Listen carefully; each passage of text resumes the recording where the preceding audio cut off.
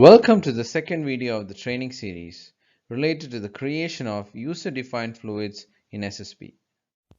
In this video, we will look at how to create an azeotropic two-phase user fluid for SSP.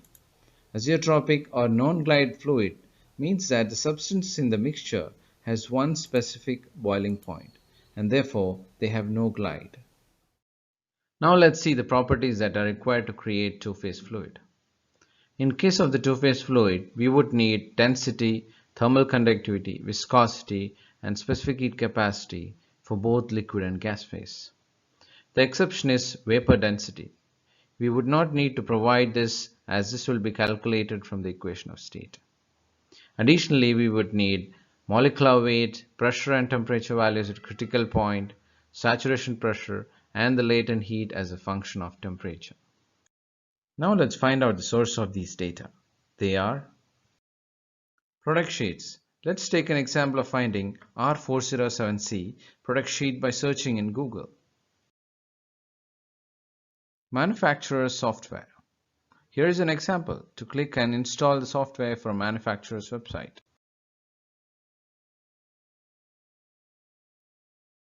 Standard softwares, RefProp, CoolProp, SecCool, etc. Here's an example how to load the saturation table of a refrigerant using RefProp and through open literatures, technical papers, publications. Using search engines, we can browse the research papers and publications of the fluid we are searching.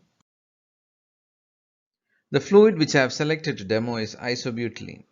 Isobutylene is a hydrocarbon of industrial significance. It's also known by several other names like 2-methylpropene, isobutene, gamma-butylene, etc. In this example, we use refpop to collect the data. It's important to choose the right units for ease of importing them into Fluid Editor. Next step is to enable the list of properties that are required for fluid creation. Temperature, pressure, density, enthalpy, and Cp must be selected from the thermodynamic list of properties, and thermal conductivity and viscosity to be selected under transport properties. Also, we need to enable the bulk, liquid, and vapor properties shown below. Selecting the fluid.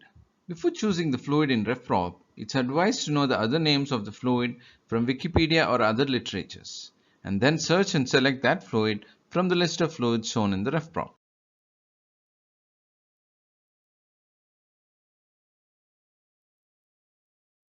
Now let's see the fluid information from RefProp. It will give us the molecular weight, critical property values, and the range of the temperature in which the properties are valid.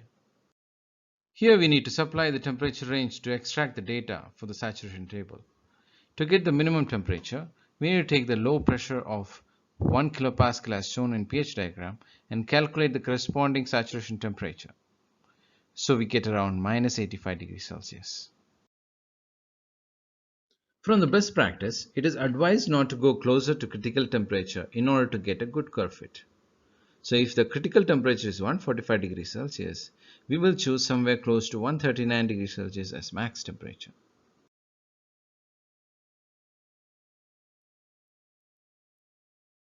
After entering a small interval of 0.5, we can click OK to see the saturation table with all the required properties created with the interval of 0.5 degrees Celsius. Now we will process the data from RefProp in the following order.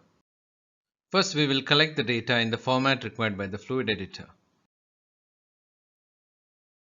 Process it in an Excel sheet. Especially the latent heat needs to be processed as difference of enthalpies of vapor and liquid.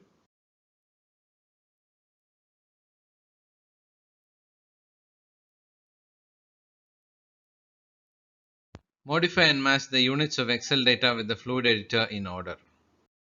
Copy and paste the Excel data into the grid of the Fluid Editor. Fill in the necessary fields. We can also check the quality of the curve fits using the Plot Data button. Fluid can now be exported to SSP by clicking the S symbol button, and this file will go and sit in the local database file fluids.xml. This can be further verified by checking in SSP under My Fluid category.